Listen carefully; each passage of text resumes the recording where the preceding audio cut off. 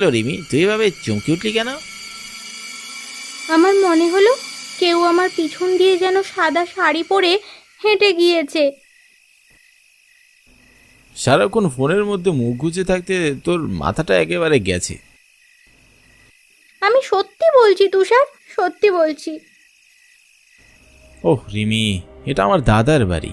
হতে পারে আমরা এখন কলকাতায় থাকি, কিন্তু ছোটবেলা থেকে আমি এখানেই বড় হয়েছি। এখানে এমন কিছু নেই।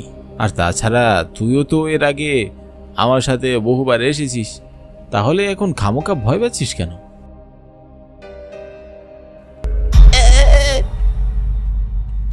কিরে অর্ণব, তোর আবার কি হলো? এমন ভয় পেলি কেন? আমার মনে হলো কেউ খুব শীতল হাতে আমার কাঁধে স্পর্শ করছে। দেখ অর্ণব, মজা করিস না। আমি মজা করছি না, সত্যি বলছি।